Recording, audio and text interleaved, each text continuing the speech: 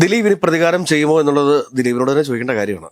പക്ഷെ എങ്കിലും നമുക്ക് ചില നിഗമനങ്ങളൊക്കെ നടത്താൻ വേണ്ടി പറ്റും. ആരായിരുന്നു ദിലീപ്? ദിലീപിന്റെ വളർച്ച എങ്ങനെയായിരുന്നു? ദിലീപും ഈ സിനിമാ മേഖലയിലുള്ള ചില ആളുകളൊക്കെ ആയിട്ടുണ്ടാവുന്ന പ്രശ്നങ്ങൾ എന്തായിരുന്നു?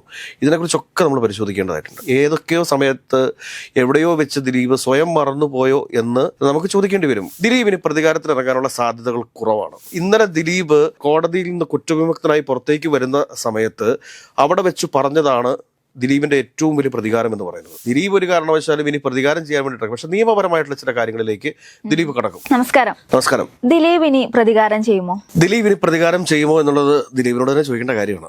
പക്ഷെ എങ്കിലും നമുക്ക് ചില നിഗമനങ്ങളൊക്കെ നടത്താൻ വേണ്ടി പറ്റും. അതായത് ആരായിരുന്നു ദിലീപ്? ദിലീപിന്റെ വളർച്ച എങ്ങനെയായിരുന്നു? ദിലീപും ഈ സിനിമാ മേഖലയിലുള്ള ചില ആളുകളൊക്കെ ആയിട്ടുണ്ടാവുന്ന പ്രശ്നങ്ങൾ എന്തായിരുന്നു? ഇതിനെക്കുറിച്ചൊക്കെ നമ്മൾ പരിശോധിക്കേണ്ടതായിട്ടുണ്ട്. ദിലീപ് ആദ്യം കമൽ എന്ന് പറയുന്ന സംവിധായകന്റെ സഹസംവിധായകനായിട്ടാണ് സിനിമയിലേക്ക് കാലെടുത്ത് വെക്കുന്നത് നമുക്ക് പറയാതിരിക്കാൻ വയ്യ. ലാൽ ജോസ് ഒക്കെ ദിലീപിന്റെ ഏറ്റവും അടുത്ത സുഹൃത്തുക്കളായിരുന്നു. നല്ലൊരു സഹസംവിധായകനാവുക, കാരണം ദിലീപിന്റെ ഒരു ബോഡി ലാംഗ്വേജോ കാര്യങ്ങളോ ഒക്കെ മലയാള സിനിമയിലെ ഒരു നായകന് വേണ്ട രീതിയിലുള്ളതായിരുന്നില്ല ആദ്യ കാലഘട്ടത്തിലൊക്കെ. അദ്ദേഹത്തിന് മിമിക്രി ചെയ്യുന്ന സമയത്തെ അദ്ദേഹത്തിന്റെ ആ ഒരു ബോഡി ഷേപ്പും കാര്യങ്ങളൊക്കെ വെച്ച് നോക്കുന്നു. ബോഡി ഷേമിങ് നമ്മളത് ചെയ്യുന്നതല്ല, എടുത്തു നോക്കി കഴിയുമ്പോഴത്തേക്ക് ഒരിക്കലും ദിലീപ് ഒരു നായക നടനാകുമെന്ന് ആരും വിചാരിച്ചിട്ടില്ല. അദ്ദേഹത്തിന്റെ ആ ഒരു കോൺഫിഡൻസ് എന്ന് പറയുന്നത് അത് കേരളം കണ്ടുപിടിക്കേണ്ട ഒരു കാര്യമാണ്. താൻ നായകനാകും. ലാൽ ജോസ് തന്നെ ഏതൊരു ഇന്റർവ്യൂവിൽ പറഞ്ഞതായിട്ട്, ലാൽ ജോസ് ആണോ നാദൃശയാണോ എന്ന് ഞാൻ ഓർക്കുന്നില്ല, വണ്ണം വെക്കാൻ വേണ്ടിയിട്ട് പഴങ്കഞ്ഞിയും തൈരും ഒക്കെ കുടിച്ചു തുടങ്ങിയ ദിലീപിനെ കുറിച്ചൊക്കെ എനിക്ക് എങ്ങനെ വണ്ണം വെക്കണം എന്നൊക്കെ പറഞ്ഞുകൊണ്ട് ചിന്തിച്ചിരുന്ന ഒരു ദിലീപ് ഉണ്ടായിരുന്നു. അപ്പൊ ആ ദിലീപിനെ സംബന്ധിച്ച് ദിലീപിന്റെ ഒരു കോൺഫിഡൻസ്, ആ കോൺഫിഡൻസിലൂടെ ബിൽഡ് ചെയ്തെടുത്തതാണ് ദിലീപിന്റെ കരിയർ എന്ന് പറയുന്നത്. ഏതൊക്കെയോ സമയത്ത് എവിടെയോ വെച്ച് ദിലീപ് സ്വയം മറന്നുപോയോ എന്ന് നമുക്ക് ചോദിക്കേണ്ടി വരും. ഒരു കാര്യം മനസ്സിലാക്കുക, കാരണം മാക്ട എന്ന് പറയുന്ന ഒരു സംഘടന ഉണ്ടായിരുന്നു. അതിന്റെ തലപ്പത്ത് അതിന് പ്രസിഡന്റ് ആയിട്ടിരുന്നത് വിനയനായിരുന്നു. അപ്പോൾ ഒരിക്കൽ തുളസിദാസ് എന്ന് പറയുന്ന സംവിധായകന് ദിലീപ് ഡേറ്റ് കൊടുക്കുന്നു, അഡ്വാൻസും മേടിക്കുന്നു. പക്ഷേ തുളസിദാസിന്റെ പടം ചെയ്യാനായിട്ട്, ഒരു പക്ഷേ അവർ തമ്മിലുള്ള വ്യക്തിപരമായിട്ടുള്ള എന്തെങ്കിലും അഭിപ്രായ വ്യത്യാസങ്ങളായിരിക്കാം, തുളസിദാസിന്റെ പടം ചെയ്യില്ല എന്ന് ദിലീപ് കർശന നിലപാട് സ്വീകരിക്കുന്നു. വിനയൻ പറയുന്നു മാക്ടയുടെ പ്രസിഡന്റാണ്, അപ്പോൾ സ്വാഭാവികമായിട്ടും തുളസിദാസ് ഒരു പരാതി പറയുന്ന സമയത്ത് വിനയന് അതിനകത്ത് ഇടപെടേണ്ടി വരും. അപ്പോൾ വിനയൻ കർശനമായിട്ട് തന്നെ ദിലീപിനോട് പറഞ്ഞു, താങ്കൾ ഈ പടം ചെയ്തേ പറ്റൂ എന്നുള്ള രീതിയിലുള്ള നിലപാട് സ്വീകരിക്കുന്നു. ദിലീപിനെ പൂർണ്ണമായിട്ടും ദിലീപിനെ എതിർക്കുന്ന ഒരു രീതിയിലേക്ക് വിനയൻ വന്നു. അപ്പോൾ എന്തൊക്കെ കാണിച്ചു എന്ന് വെച്ച് കഴിഞ്ഞാൽ, ദിലീപിനെ സംബന്ധിച്ച് ദിലീപിന് വാശിയുള്ള കൂട്ടത്തിൽപ്പെട്ടാണ്. സ്വയം വഴിവെട്ടി വന്ന ഒരാളാണ് ദിലീപ് എന്നുള്ള കാര്യത്തിൽ സംശയമൊന്നും ആർക്കില്ല. അപ്പോൾ ഏതെങ്കിലും ഒരു ഗോഡ് ഫാദറിന്റെ കൈ പിടിച്ച് കയറി വന്നവനൊന്നും അല്ല ദിലീപ്. അപ്പൊ ദിലീപ് സ്വാഭാവികമായിട്ടും ഈ മാക്ടയെ ഒന്നുമല്ലാതാക്കി തീർക്കുന്ന ഒരു അവസ്ഥയുണ്ടായിരുന്നു. ഫെഫ്ക എന്ന് പറയുന്ന ഒരു പുതിയ സംഘടന, പുള്ളിയല്ല, പുള്ളിയുടെ ആശീർവാദത്തോടു കൂടി ആളുകൾ രൂപീകരിച്ചു. അതിനകത്ത് ഈ സാങ്കേതിക പ്രവർത്തകർക്കെല്ലാം പ്രത്യേക സംഘടന ഉണ്ടായിരുന്ന ഒരു കാലഘട്ടമാണ്. ആ സംഘടനകളെല്ലാം ഈ ഫെഫ്കയിൽ വന്ന് ലയിക്കുകയും ഈ ഫെഫ്ക പോയി നാഷണൽ ലെവലിലുള്ള ഒരു അഫിലിയേഷൻ സംഘടിപ്പിക്കുകയും ചെയ്തു. ഒരു നാഷണൽ ലെവലിൽ പ്രവർത്തിക്കുന്ന ഒരു അസോസിയേഷനുമായിട്ട് അഫിലിയേറ്റ് ചെയ്യുന്ന ഒരു കാഴ്ച നമ്മൾ കണ്ടു. ഈ അഫിലിയേഷൻ നടന്നതോടുകൂടി വിനയൻ നേതൃത്വം നൽകുന്ന മാക്ട എന്ന് പറയുന്നത് വളരെ ശുഷ്കമായ ഒരു സംഘടനയായിട്ട് മാറി. അതൊരു വലിയ പ്രതികാരമായിട്ട് വിനയന്റെ മനസ്സിലുണ്ടായിരുന്നു. അതിനുശേഷം പിന്നീട് ദിലീപ് ഈ തുളസിദാസിന്റെ സിനിമയിൽ അഭിനയിക്കില്ല എന്ന് പറഞ്ഞു, പണം തിരിച്ചു നൽകാമെന്ന് പറഞ്ഞു. പക്ഷെ പണം തിരിച്ചു വേണ്ട, സ്വീകരിക്കാത്ത നിലപാട് തുളസിദാസ് എടുത്തു. അങ്ങനെ വലിയ കലുഷിതമായിരുന്നു ആ പ്രശ്നം. എനിക്കൊന്ന് ഒരു മാസത്തോളം ആ പ്രശ്നം ഇങ്ങനെ വാർത്താമാധ്യമങ്ങൾ ചർച്ച ചെയ്തു പോയതാണ്. തുടർന്ന് പിന്നെ ലിബർട്ടി ബഷീർ എന്ന് പറയുന്ന ഒരാൾ രംഗപ്രവേശനം ചെയ്യുന്നു. ലിബർട്ടി ബഷീറും ദിലീപുമായിട്ട് ചില ആഭ്യന്തര പ്രശ്നങ്ങൾ ഉണ്ടാവുന്നു. ലിബർട്ടി ബഷീർ ദിലീപിന്റെ ഏറ്റവും വലിയ ശത്രുവാകുന്നു. ആദ്യമൊക്കെ ഏറ്റവും അടുത്ത സുഹൃത്തായിരുന്നു. അതിനുശേഷം ദിലീപ് ലിബർട്ടി ബഷീറിന്റെ ഏറ്റവും വലിയ ശത്രുവാകുന്നു. ഫിയോക് എന്ന് പറയുന്ന ഒരു പുതിയ സംഘടന ദിലീപ്, അതായത് പ്രൊഡ്യൂസേഴ്സ് അസോസിയേഷന് പകരമായിട്ട് ഫിയോക് എന്ന് പറയുന്ന ഒരു പുതിയ സംഘടനയ്ക്ക് ദിലീപിന്റെ ഒക്കെ നേതൃത്വത്തിൽ രൂപം നൽകുന്നു. അപ്പൊ ഇങ്ങനെയൊക്കെ വന്നതോടുകൂടി മലയാള സിനിമയുടെ പൂർണ്ണമായ നിയന്ത്രണം, അതായത് ഏത് തിയേറ്ററുകളിൽ ഏത് സിനിമ പ്രദർശിപ്പിക്കണം, അല്ലെങ്കിൽ ഏത് സിനിമയിൽ ആരഭിനയിക്കണം എന്ന് വരെ തീരുമാനിക്കുന്ന രീതിയിലേക്ക് ദിലീപ് വളർന്നിരുന്നു. ദിലീപിന്റെ എല്ലാ സിനിമകളും സൂപ്പർ ഹിറ്റായിട്ട് വരുന്നു. സ്വാഭാവികമായിട്ടും ദിലീപ് സ്വയം മറന്നു പോയ ചില നിമിഷങ്ങൾ ഉണ്ടാവാം. ആ നിമിഷങ്ങളാണ് ദിലീപിനെ ഈ വലിയ കോംപ്ലിക്കേഷൻസിലേക്ക് കൊണ്ട് എത്തിച്ചിട്ടുള്ളത്. കാരണം ഇന്നലെ കോടതിയുടെ വിധി പുറത്തു വന്നിരിക്കുകയാണ്. ദിലീപ് നിരപരാധിയാണ് എന്ന് പറഞ്ഞിരിക്കുന്നു. കോടതി വിധിയൊന്നും ചോദ്യം ചെയ്യാനായിട്ട് നമ്മളാളല്ല. പൊതുസമൂഹത്തിനകത്തും പല മാധ്യമ ചർച്ചകളിലുമൊക്കെ ഉയർന്നു വരുന്നത്, കാരണം ദിലീപ് പണത്തിന് മുമ്പിൽ വാങ്ങിയെടുത്തതാണ് എന്നൊക്കെ പറയുന്നതിനോട് യോജിക്കാനായിട്ട് നമുക്ക് സാധിക്കത്തില്ല. കാരണം നിയമത്തിന് വേണ്ട തെളിവുകളാണ്. ആ തെളിവുകളുടെ അടിസ്ഥാനത്തിൽ കുറ്റക്കാരായിട്ടുള്ള പ്രതികളെ ശിക്ഷിച്ചിട്ടുണ്ട്. പിന്നെ ഗൂഢാലോചന എന്ന് പറയുന്ന ഒരു ആരോപണം ദിലീപിന് മുമ്പിൽ പോലീസ് കെട്ടിവെക്കുന്ന സമയത്ത് തന്നെ പോലീസ് അതിന്റെ വരും വരായികളെ കുറിച്ച് പരിശോധിക്കണമായിരുന്നു. പക്ഷെ അത് പോലീസ് പരിശോധിച്ചില്ല. കാരണം ഒരു ഗൂഢാലോചന തെളിയിക്കുക എന്ന് പറഞ്ഞു കഴിഞ്ഞാൽ അത്ര എളുപ്പമുള്ള കാര്യമല്ല. അതിന് ഒരുപാട് എവിഡൻസുകൾ കോടതിയിൽ കൊടുക്കേണ്ടി വരും. ഈ ആളുകളൊക്കെ എവിടെയെങ്കിലുമൊക്കെ സാമൂഹ്യ മാധ്യമങ്ങളിൽ എഴുതി വിടുന്നത് പോലെ എല്ലാ കാര്യങ്ങൾ കോടതിക്ക് മുമ്പിൽ ഉള്ള എവിഡൻസിനെ അവോയ്ഡ് ചെയ്തുകൊണ്ട് കോടതിക്ക് മുമ്പോട്ട് പോകാൻ വേണ്ടി സാധിക്കത്തില്ല. ചില സോഷ്യൽ മീഡിയ പ്രൊഫൈലുകളൊക്കെ ചോദിക്കുന്നുണ്ട്, ഇന്ന തെളിവ് എന്തുകൊണ്ട് കോടതി പരിഗണിച്ചില്ല, ഇന്ന തെളിവ് എന്തുകൊണ്ട് കോടതി പരിഗണിച്ചില്ല. കാരണം ഞാൻ ഇവിടെ പ്രോസിക്യൂഷൻ പിന്നെ എന്തിനായിരുന്നു കോടതിയിൽ? പ്രോസിക്യൂഷന് കൃത്യമായിട്ട് കോടതിയിൽ എണീറ്റ് ചോദിക്കാമല്ലോ. കാരണം ഈ തെളിവ് എന്തിന്റെ അടിസ്ഥാനത്തിലാണ് കോടതി ഡിസ്മിസ് ചെയ്തിട്ടുള്ളതെന്ന് ചോദിക്കാമല്ലോ. അല്ലെങ്കിൽ മേൽക്കോടതിയിലേക്ക് പോകുന്ന സമയത്ത് ഇനിയും ചോദിക്കാമല്ലോ. ഞാൻ പറയുന്നത് ഗൂഢാലോചന എന്ന് പറയുന്നത് തെളിയിക്കാനായിട്ട് അത്ര എളുപ്പമുള്ള ഒരു കാര്യമല്ല. അത് കൂടാതെ തന്നെ രാമൻപിള്ള സാറൊക്കെ ഇന്നലെ പറഞ്ഞത് വെച്ച് നോക്കുമ്പോഴത്തേക്ക് അദ്ദേഹം ഇതുപോലൊരു പച്ചക്കള്ളമൊക്കെ പുറത്തു വന്നതെന്ന് വിളിച്ചു പറയും എന്ന് ഞാൻ കരുതുന്നില്ല. രാമൻപിള്ള സാർ പറഞ്ഞ കാര്യം എന്താണ്? ഇതുപോലെ കെട്ടിച്ചമച്ചിട്ടുള്ള ഒരു കേസ് ഞാൻ എന്റെ ജീവിതത്തിൽ കണ്ടിട്ടില്ല എന്നാണ് അദ്ദേഹം പറഞ്ഞിട്ടുള്ളത്. അപ്പോ ദിലീപിനെ സംബന്ധിച്ചിട്ട് ദിലീപിന് പ്രതികാരത്തിന് ഇറങ്ങുമോ എന്നുള്ളതായിരുന്നു സനയുടെ ചോദ്യം. ദിലീപിന് പ്രതികാരത്തിന് ഇറങ്ങാനുള്ള സാധ്യതകൾ കുറവാണ്. ഇന്നലെ ദിലീപ് കോടതിയിൽ നിന്ന് കുറ്റവിമുക്തനായി പുറത്തേക്ക് വരുന്ന സമയത്ത് അവിടെ വെച്ച് പറഞ്ഞതാണ് ദിലീപിന്റെ ഏറ്റവും വലിയ പ്രതികാരം എന്ന് പറയുന്നത്. അതിനപ്പുറത്തേക്ക് മറ്റൊന്നില്ല. ദിലീപ് ഏതെങ്കിലും രീതിയിൽ ഈ പറഞ്ഞ മഞ്ജു വാര്യരെയോ അല്ലെങ്കിൽ ഈ ബി സന്ധ്യ IPS ഒക്കെ ഉപദ്രവിക്കാൻ വേണ്ടിയിട്ട് ഇറങ്ങി തിരിച്ചു കഴിഞ്ഞാൽ അത് ദിലീപിന് വലിയ തിരിച്ചടിയാവും. ദിലീപിനെ സംബന്ധിച്ച് ദിലീപ് ഇന്ന് ഒരു കുടുംബസ്ഥനും കൂടെയാണ്. ഒരു കാരണവശാലും ഇനി കുടുംബം വിട്ട് കളിക്കാൻ വേണ്ടിയിട്ട് ദിലീപ് തയ്യാറാവത്തില്ല. അപ്പൊ ദിലീപിനെ സംബന്ധിച്ച് ദിലീപ് കൂടുതൽ സിനിമകളിൽ അഭിനയിച്ചേക്കാം. ഈ പറഞ്ഞ സംഘടനകളുണ്ട്, ഈ പറഞ്ഞ സംഘടനകളുടെ ഭാരവാഹിത്വത്തിലേക്ക് പോലും ദിലീപ് വരത്തില്ല. കാരണം ദിലീപിനറിയാം ഇതൊക്കെ എടുത്തു വെച്ച് കഴിഞ്ഞാൽ വീണ്ടും വലിയ വലിയ ബർഡൻ, പുതിയ ശത്രുക്കൾ ദിലീപിന് ഉണ്ടാകും എന്നുള്ള കാര്യം അറിയാം.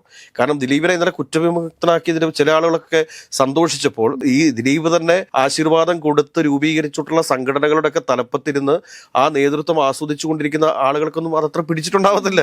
അതൊരു ഫാക്റ്റാണത്. അതുകൂടാണ്ട് ദിലീപിനെ ഒരുപാട് സംഘടനകളിൽ, സിനിമാ സംഘടനകളിൽ നിന്ന്, അമ്മ ഉൾപ്പെടെയുള്ള സംഘടനകളിൽ നിന്ന് ദിലീപ് പുറത്താണ്. ഇനി അമ്മയിൽ ദിലീപിനെ തിരിച്ചെടുക്കുമോ എന്നൊക്കെയുള്ള ഒരു ചോദ്യമുണ്ട്. കാരണം ശ്വേതാ മേനോൻ ഒരു വനിതയാണ് അമ്മ എന്ന സംഘടനയുടെ തലപ്പത്തിരിക്കുന്നത്. ദിലീപിന് ഇപ്പോൾ ആദ്യമായിട്ട് ചെയ്യാൻ പോകുന്ന കാര്യം എന്താ എന്ന് ചോദിച്ചു കഴിഞ്ഞാൽ അമ്മ എന്ന സംഘടനയിൽ തന്നെ പുറത്താക്കിയത് പിൻവലിക്കണമെന്ന് ആവശ്യപ്പെട്ടുകൊണ്ട് ഒരു കത്ത് കൊടുക്കാനുള്ള സാധ്യതയുണ്ട്. അതല്ല എങ്കിൽ അമ്മയുടെ ജനറൽ ബോഡി മീറ്റിംഗോ എക്സിക്യൂട്ടീവ് കമ്മിറ്റിയോ കൂടി ദിലീപിനെ തിരിച്ചെടുക്കുന്നതിന് വേണ്ടിയിട്ടുള്ള കാര്യങ്ങളിലേക്ക് ഇനി കടക്കും. കാരണം ദിലീപിനെ മാറ്റി നിർത്താൻ വേണ്ടിയിട്ട് സിനിമാ ലോകത്തിന് സാധിക്കത്തില്ല, പ്രത്യേകിച്ച് അമ്മ പോലുള്ള സംഘടനയ്ക്ക്. ഈ അമ്മ സംഘടനയെ കെട്ടിപ്പടുക്കുന്നതിലൊക്കെ ദിലീപ് വഹിച്ചിട്ടുള്ള പങ്ക് നിസ്സാരമായിട്ടുള്ള പങ്കൊന്നുമല്ല. അപ്പൊ അതുകൊണ്ട് ദിലീപിനെ ഒരു ഒരു കൊടും ക്രിമിനലായിട്ട് സൈഡ് ലൈൻ ചെയ്ത് പൊതുസമൂഹത്തിന് മുമ്പിൽ അവതരിപ്പിക്കേണ്ട കാര്യമില്ല എന്നുള്ളതാണ് എൻ്റെ അഭിപ്രായം.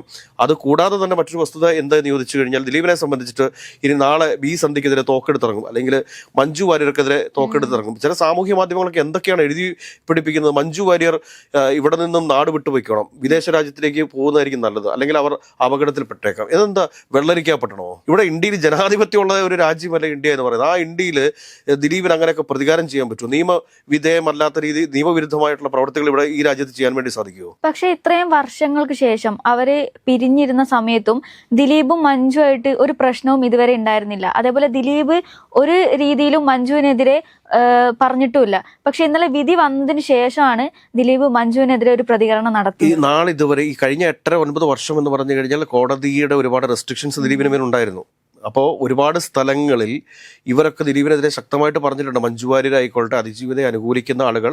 നമ്മളിപ്പോഴും ഞാൻ പറയുന്നു, ആ പെൺകുട്ടിക്ക് ടെമ്പോ ട്രാവലറിൽ ഉണ്ടായിട്ടുള്ള ആ ദാരുണമായ ഒരു സംഭവം കേരളത്തിലെ ഒരു പെൺകുട്ടികൾക്കും ഉണ്ടാവാൻ പാടില്ല. അത് ചെയ്ത കുറ്റക്കാരായിട്ടുള്ള ആളുകളെ പോലീസ് അവർക്ക് ശിക്ഷ വാങ്ങിച്ചു കൊടുത്തിട്ടുണ്ട്. ആ പോലീസിന്റെ അന്വേഷണം വളരെ സത്യസന്ധമായിരുന്നു. പക്ഷെ അതിനിടയിലേക്ക് ദിലീപ് എന്ന ഒരു കഥാപാത്രത്തെ വലിച്ചു കൊണ്ടുവന്നത് ആരാണ്, അത് ആരുടെ തിരക്കഥയായിരുന്നു എന്ന് കേരളത്തിന് അറിയാൻ സാധ്യതയുണ്ട്. ദിലീപ് ഒരു കാരണവശാലും ഇനി പ്രതികാരം ചെയ്യാൻ വേണ്ടിയിട്ട്, പക്ഷെ നിയമപരമായിട്ടുള്ള ചില കാര്യങ്ങളിലേക്ക് ദിലീപ് കടക്കും, അതിനകത്ത് സംശയമൊന്നും വേണ്ട. അത് എന്താ എന്ന് ചോദിച്ചു കഴിഞ്ഞാൽ ദിലീപിനെ സംബന്ധിച്ച് ദിലീപ് നിരപരാധിയാണ് എന്ന് ദിലീപിന് ഉറപ്പുള്ളിടത്തോളം കാലം ദിലീപ് തീർച്ചയായിട്ടും ഈ അന്വേഷണ സംഘത്തിനെതിരെ പരാതിയുമായിട്ട് മുമ്പോട്ട് പോകും. അതോടൊപ്പം തന്നെ പ്രോസിക്യൂഷനെ സംബന്ധിച്ച് പ്രോസിക്യൂഷൻ ഇത് ഹൈക്കോടതിയിൽ ഒരുപക്ഷെ അപ്പീൽ പോയേക്കാം. 30 ദിവസം സമയമുണ്ട്, അതിനുള്ളിൽ അപ്പീൽ പോയാൽ മതി. ഇതിനകത്ത് ഈ അന്വേഷണ സംഘത്തെ നമ്മൾ പരിശോധിക്കുന്ന സമയത്ത് ഈ ദിലീപ് ഇന്നലെ പറഞ്ഞ ഈ പോലീസിനെ ക്രിമിനൽ പോലീസുകാരെന്ന് പറയുന്നത്, ഈ പോലീസുകാരിൽ അന്വേഷണത്തിൽ ഏറ്റവും കൂടുതൽ ഉണ്ടായിരുന്ന ബൈജു പൗലോസിനെ എനിക്കറിയാവുന്നൊരു CA ആണ്. അദ്ദേഹം ഒന്ന് CA ആയിരുന്നു. അതുകൂടാതെ ആ കൂടത്തിലുണ്ടായിരുന്ന ഒരു പോലീസുകാരൻ എൻ്റെ നാട്ടുകാരനും കൂടെ കൂടിയിട്ടാണ്. ഇവരുടെ രണ്ടുപേരെയും വ്യക്തിപരമായിട്ട് നമ്മൾ പരിശോധിക്കുന്ന സമയത്ത് ഇവരൊരു ക്രിമിനൽ ബാക്ക്ഗ്രൗണ്ട് ഉള്ള ആളുകളോ അല്ലെങ്കിൽ ഒരു ക്രിമിനൽസോ ഒന്നുമല്ല. വളരെ സത്യസന്ധമായിട്ട് ഒരു ഇൻവെസ്റ്റിഗേഷൻ ഒരു പാഷനായി എടുത്തിട്ടുള്ള 2 ഉദ്യോഗസ്ഥരാണ്. ഇതിനകത്ത് ആ ഒരു പോലീസ് ഉദ്യോഗസ്ഥൻ എൻ്റെ നാട്ടുകാരനാണ് എന്ന് പറഞ്ഞ ഒരു പോലീസ് ഉദ്യോഗസ്ഥൻ ഒരു കുട്ടിയെ നഷ്ടപ്പെട്ടിട്ട് മുംബൈയിൽ പോയി ആ കുട്ടിയെ കണ്ടെത്തി കൊണ്ടുവന്നിട്ടുള്ള ഒരു ചെറുപ്പക്കാരനാണ്. നല്ലൊരു പോലീസ് ഉദ്യോഗസ്ഥനാണ് അദ്ദേഹം. അപ്പോൾ അദ്ദേഹമൊക്കെ ഒരു ക്രിമിനൽ പോലീസാണ് എന്ന് പറയുന്നതിനോടൊന്നും നമുക്ക് യോജിപ്പില്ല. അതോടൊപ്പം തന്നെ ഈ ബൈജു പൗലോസ് എന്ന് പറയുന്നയാൾ ഒരു ക്രിമിനൽ പോലീസുകാരനാണെന്ന് പറഞ്ഞാൽ നമ്മൾ വിശ്വസിക്കില്ല. കാരണം എന്താ വെച്ച് കഴിഞ്ഞാൽ ഈ പൊതുസമൂഹം തന്നെ വിശ്വസിക്കില്ല. കാരണം സൊസൈറ്റിയുമായിട്ട് അത്രയധികം ഇന്ററാക്ട് ചെയ്യുന്ന ഒരു വ്യക്തിയാണ് ഈ ബൈജു പൗലോസ്. ഒരുപാട് സാമൂഹിക ബോധവൽക്കരണ പരിപാടികളിലൊക്കെ അതോടെ പരിശീലന പരിപാടികളിലൊക്കെ സ്വയം താല്പര്യമെടുത്ത് ചെയ്തുകൊണ്ടിരുന്ന സാമൂഹിക പ്രതിബദ്ധതയുള്ള ഒരു പോലീസ് ഉദ്യോഗസ്ഥനാണ് ബൈജു പൗലോസ് എന്ന് പറയുന്നത്. അതുകൊണ്ട് ബൈജു പൗലോസ് ഒരു ഗൂഢാലോചനയുടെ ഭാഗമായി എന്ന് പറയുന്നതിനോട് നമുക്ക് യോജിക്കാൻ സാധിക്കത്തില്ല. പക്ഷേ പിന്നെ പോലീസാണ് ഉന്നത ഉദ്യോഗസ്ഥർ പറയേണ്ടത് ഏതെങ്കിലുമൊക്കെ രീതിയിൽ അനുസരിക്കേണ്ടി വന്നിട്ടുണ്ടോ എന്നുള്ളത് നമ്മുടെ ദിലീപ് പരാതി കൊടുക്കട്ടെ. ഈ അന്വേഷണ സംഘത്തിന്റെ അന്വേഷണത്തിൽ തൃപ്തികരമല്ല എന്ന് കാട്ടിക്കൊണ്ട് പരാതി നൽകട്ടെ. ആ പരാതിയിൽ നിന്ന് വ്യക്തത വരുത്തട്ടെ. ഇപ്പം ആർ ശ്രീലേഖ IPS ഒക്കെ പറയുന്നത് ഒരു കാരണവശാലും ഇദ്ദേഹം കുറ്റക്കാരനല്ല എന്നാണ്. അതോടൊപ്പം തന്നെ മുൻ DGP ആയിരുന്ന സെൻകുമാർ പറയുന്നു. സെൻകുമാർ എന്താണ് പറയുന്നത്?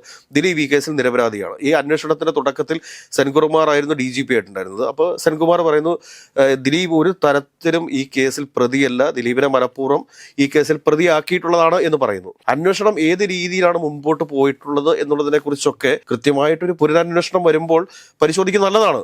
അതുകൊണ്ട് ദിലീപിനെ സംബന്ധിച്ചിട്ട് ദിലീപ് നാളെ രാവിലെ തോക്കെടുത്തിട്ട് ഈ പറയുന്ന മഞ്ജു വാര്യർക്കെതിരെയോ അല്ലെങ്കിൽ B സന്ധ്യക്കെതിരെയോ അല്ലെങ്കിൽ അന്വേഷണം നടത്തിയ പോലീസ് ഉദ്യോഗസ്ഥർക്കെതിരെയോ ഒന്നും സിനിമകളിൽ കാണുന്ന പോലെ ഇറങ്ങാൻ വേണ്ടി പോകുന്നില്ല. ദിലീപിന്റെ ഏറ്റവും വലിയ പ്രതികാരമായിരുന്നു ഇന്നലെ അവിടെ നിന്ന് കുറ്റവിമുക്തനായിട്ട് പുറത്തേക്ക് വന്നതിന് ശേഷം കോടതി വളപ്പിൽ വെച്ചിട്ട് അദ്ദേഹം പറഞ്ഞിട്ടുള്ള കാര്യം. അദ്ദേഹം കൃത്യമായിട്ട് പറഞ്ഞു, മഞ്ജു വാര്യർ ഇതിലൊരു ക്രിമിനൽ ഗൂഢാലോചനയുണ്ട് എന്ന് പറഞ്ഞിടത്തു നിന്നുമാണ് ഈ ഗൂഢാലോചനയുടെ തുടക്കം എന്ന് ദിലീപ് പറയുന്ന സമയത്ത് അതിനകത്ത് എല്ലാം ഉണ്ടല്ലോ.